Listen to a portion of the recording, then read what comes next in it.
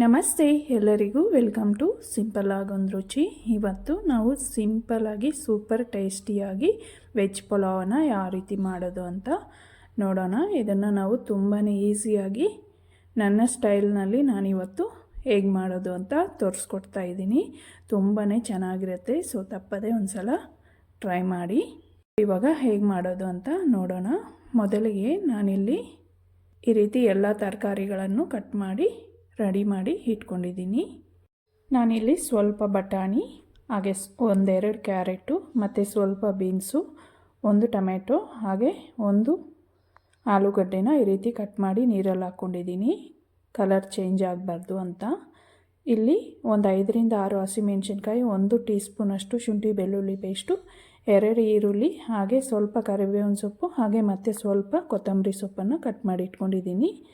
ಮತ್ತು ಇಲ್ಲಿ ನಾನು ಅರ್ಧ ಗಂಟೆ ಕಾಲ 1 ಗ್ಲಾಸ್ ಅಕ್ಕಿನ ನೀರಲ್ಲಿ ಹಾಕಿ ನೆನೆಸಿ ಇಟ್ಕೊಂಡಿದ್ದೀನಿ. ಮತ್ತು ಸ್ವಲ್ಪ ಈ ರೀತಿ ಗರಂ ಮಸಾಲ. ಈಗ ಹೇಗೆ ಮಾಡೋದು ಅಂತ ನೋಡ್ಕೊಂಬರೋಣ.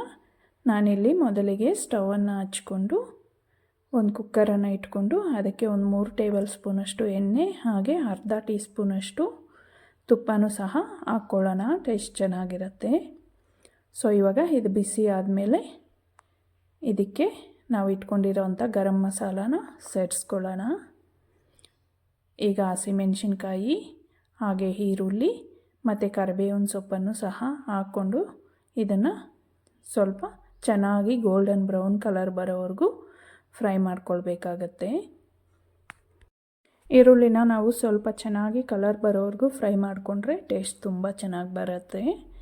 ಸೊ ಇವಾಗ ಇದಕ್ಕೇ ಶುಂಠಿ ಬೆಳ್ಳುಳ್ಳಿ ಪೇಸ್ಟನ್ನು ಸಹ ಸೇರಿಸ್ಕೊಂಡು ಈಗ ಸ್ಟವನ್ನು ಲೋ ಫ್ಲೇಮಲ್ಲಿ ಇಟ್ಕೊಂಡು ಇದನ್ನು ಸ್ವಲ್ಪ ಇದರ ಹಸಿ ವಾಸನೆ ಹೋಗೋವರೆಗೂ ನಾವು ಇದನ್ನು ಸ್ವಲ್ಪ ಲೋ ಫ್ಲೇಮಲ್ಲಿ ಇಟ್ಕೊಂಡು ಖಂಡಿತ ಮಾಡ್ಕೊಳ್ಬೇಕು, ಇಲ್ಲಾಂದರೆ ಬೇಗ ತಳ ಹಿಡಿಯುತ್ತೆ.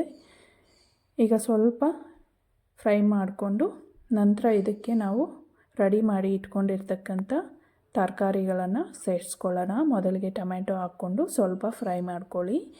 ಈಗ ಬಟಾಣಿ, ಬೀನ್ಸು, ಕ್ಯಾರೆಟು, ಹಾಗೆ ಆಲೂಗಡ್ಡೆನೂ ಸಹ ಸೇರಿಸ್ಕೊಂಡು ಸ್ವಲ್ಪ ಹೊತ್ತು ಇದನ್ನು ಈ ರೀತಿ ನೀಟಾಗಿ ಮಿಕ್ಸ್ ಮಾಡಿಕೊಂಡು 1-2 ನಿಮಿಷ ಫ್ರೈ ಆಗೋದಕ್ಕೆ ಬಿಡಬೇಕು ಲೋ ಫ್ಲೇಮಲ್ಲಿಟ್ಟು. ಈಗ ರುಚಿಗೆ ತಕ್ಕಷ್ಟು ಉಪ್ಪನ್ನು ಹಾಕ್ಕೊಳ್ಳೋಣ. ಉಪ್ಪನ್ನು ನೋಡಿಕೊಂಡು ಹಾಕ್ಕೊಳ್ಳಿ, ನಿಮ್ಮ ರುಚಿಗೆ ತಕ್ಕಂಗೆ ಹಾಕ್ಕೊಳ್ಬೇಕಾಗತ್ತೆ.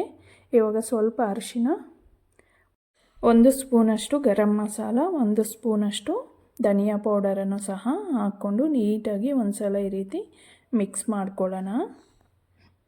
ಈಗ ಇದಕ್ಕೇ ನಾವು ಆಗಲೇ ನೆನೆಸಿ ಇಟ್ಕೊಂಡಿರ್ತಕ್ಕಂಥ ಅಕ್ಕಿನಲ್ಲಿ ಎಕ್ಸ್ಟ್ರಾ ಇರೋ ನೀರನ್ನೆಲ್ಲ ತೆಗೆದುಬಿಟ್ಟು ಬರೀ ಅಕ್ಕಿ ಮಾತ್ರ ನಾನಿಲ್ಲಿ ಸೇರಿಸ್ಕೊಳ್ತಾ ಇದ್ದೀನಿ. ನೋಡಿ, ಈಗ ಇದನ್ನು ನಾವು ಒಂದು ಸಲ ಹಾಗೆ ನೀರು ಹಾಕದೆ ಮಿಕ್ಸ್ ಮಾಡಿಕೊಳ್ಬೇಕು. ಹೀಗೆ ಮಾಡೋದ್ರಿಂದ ಫ್ಲೇವರ್ ತುಂಬ ಚೆನ್ನಾಗಿ ಬರುತ್ತೆ.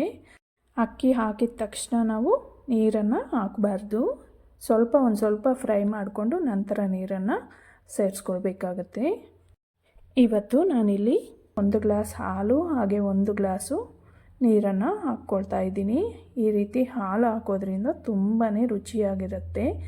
ಸೊ ನೀವು ಪೂರ್ತಿ ಹಾಲನ್ನು ಬೇಕಾದರೂ 2 ಲೋಟ ಹಾಲನ್ನು ಹಾಕ್ಕೊಳ್ಬೋದು. ನಾನಿಲ್ಲಿ 1 ಗ್ಲಾಸ್ ಹಾಲು, 1 ಗ್ಲಾಸು ನೀರನ್ನು, ಬಿಸಿ ನೀರನ್ನು ಹಾಕ್ಕೊಳ್ತಿದ್ದೀನಿ. ನಾನು ಈ ಕಪ್ನಿಂದ 1 ಕಪ್ ಅಕ್ಕಿ ಹಾಕಿದ್ದೆ. ಈ ಕಪ್ನಿಂದ 1 ಕಪ್ ಹಾಲು ಮತ್ತು 1 ಕಪ್ನಷ್ಟು ಬಿಸಿ ನೀರನ್ನು ಹಾಕ್ಕೊಳ್ತಾ ಇದ್ದೀನಿ. ನಾನು ಮೊದಲೇ ನೀರನ್ನು ಕಾಯೋದಕ್ಕೆ ಇಟ್ಟಿದ್ದೆ, ಅದನ್ನೇ ಹಾಕ್ಕೊಳ್ತಿದ್ದೀನಿ. ಇವಾಗ ನೀಟಾಗಿ ಒಂದು ಸಲ ಮಿಕ್ಸ್ ಮಾಡ್ಕೊಳ್ಳಿ. ಕೊತ್ತಂಬರಿ ಸೊಪ್ಪನ್ನು ಸಹ ಹಾಕ್ಕೊಂಡು ಇವಾಗ ಈ ರೀತಿ ಕುದೀತಾ ಇರಬೇಕಾದ್ರೆ ಒಂದು ಸಲ ಟೇಸ್ಟ್ ನೋಡಿ, ಉಪ್ಪು ಖಾರ ಏನಾದರೂ ಕಮ್ಮಿ ಇದ್ದರೆ ಸೇರಿಸ್ಕೊಂಡು ಅಡ್ಜಸ್ಟ್ ಮಾಡ್ಕೊಳ್ಳಿ.